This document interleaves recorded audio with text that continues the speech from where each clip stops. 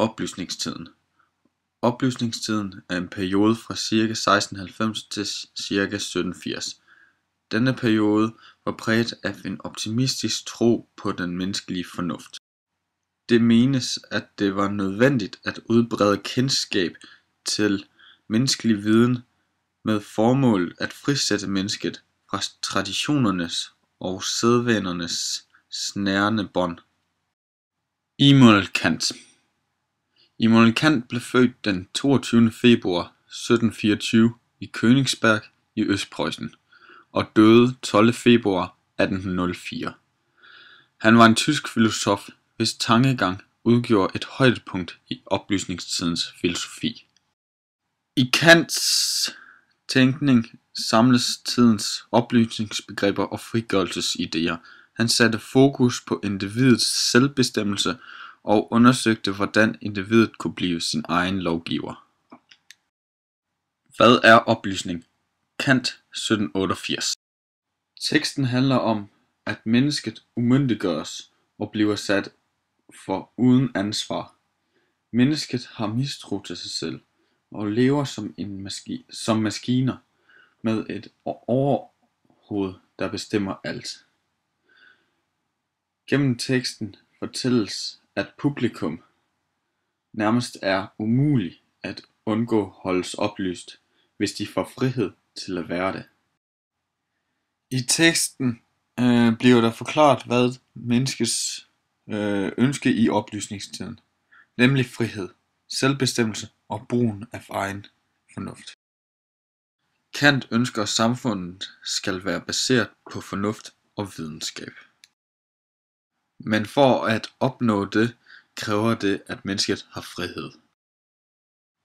Immanuel Kant mener i teksten, at en revolution kunne skabe den frihed, som mennesket havde brug for. Men ikke sand frihed. De nye tanker ville blot overlægge de gamle, og mennesket ville ikke være mere frit, end det var på forhånd. David Hume. David Hume var en skotsk filosof, født den 7.5.1711 og døde den 25.8.1776. David Hume var tilhænger af den liberalistiske tankegang, man mente, at en nations velstand er betinget af samtlige borgers velstand.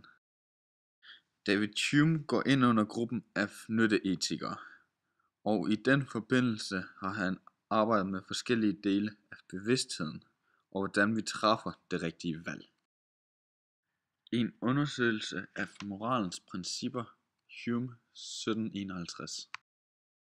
Teksten handler om, hvordan vi skal vælge, og hvad der er moralsk rigtigt.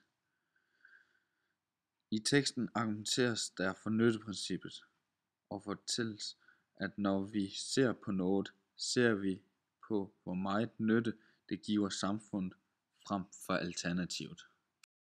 I teksten bliver der beskrevet, at fornuften fortæller os, hvad der er handlingens tendens, konsekvens og udbytte, mens at følelsen fortæller os, hvad der er godt og hvad der er skidt, og hvad værdien af den er.